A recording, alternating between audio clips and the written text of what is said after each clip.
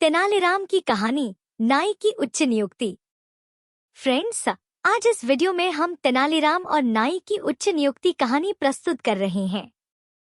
इस कहानी में महाराज कृष्णदेव राय एक अज्ञानी नाई को दरबार में उच्च नियुक्ति देने का वचन दे देते हैं। इसका अन्य दरबारियों पर क्या प्रभाव पड़ता है? तेनालीराम क्या करता है?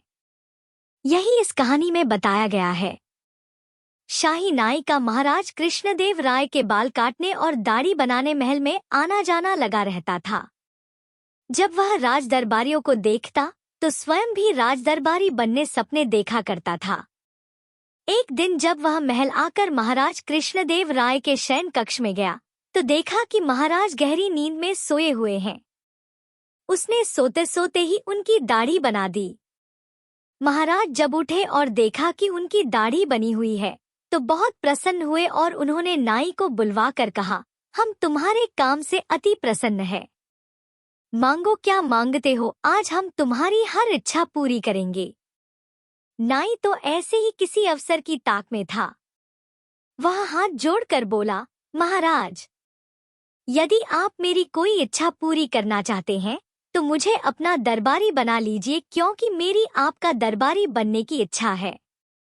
महाराज कृष्णदेव राय ने बिना सोचे समझे ही उसे अपना दरबारी बनाने की हामी भर दी। नाई बहुत दुष्ट हुआ और सभी जगह यह बात बताने लगा।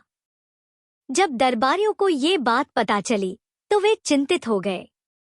नाई को दरबार के कार्यों की कोई जानकारी नहीं थी। वैसे अज्ञानी व्यक्ति को दरबारी बनाना राज्य के कार्यों पर विपरीत प्रभाव डाल सकता था। दरबारी ये बात समझते थे, लेकिन महाराज से कौन कहता? किसी में ये कहने का साहस नहीं था। वे सभी तेनालीराम के पास गए और उसे सारी बात बताकर इस समस्या का कोई हल निकालने को कहा।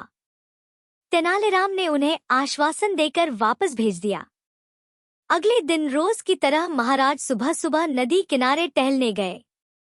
वहां उन्होंने देखा कि तेनालीराम एक काले को कुत्ते को रगड़ कर नहला रहा है। ये देख उन्हें बड़ा आश्चर्य हुआ। वे तेनालीराम से बोले, सुबह सुबह ये क्या कर रहे हो तेनाली? तेनालीराम बोला, महाराज, मैं इस कुत्ते को रगड़ कर नहला रहा हूँ ताकि ये सफेद हो जाए। अरे काला कुत्ता सफेद कैसे होगा तेनाली? महाराज ने हंसते हुए पूछा। महाराज, जब एक अयोग्य व्यक्ति राजदरबारी बन सकता है तो काला कुत्ता भी सफेद हो सकता है, तेनालीराम ने उत्तर दिया। महाराज समझ गए कि तेनालीराम का इशारा किस ओर है। उन्होंने नाई को राजदरबारी न बनाकर वही स्थान दिया जिसके लिए वह उपयुक्त था। फ्रेंड्स, आपको the promoted Baba Tenali Raman story in Hindi कैसी लगी? आप अपने कमेंट्स के द्वारा हमें अवश्य बताएं। ये कहानी पसंद आने पर लाइक और शेयर करें। ऐसी ही और तेनाली रामा टेल इन हिंदी के लिए हमें सब्सक्राइब कर लें। धन्यवाद।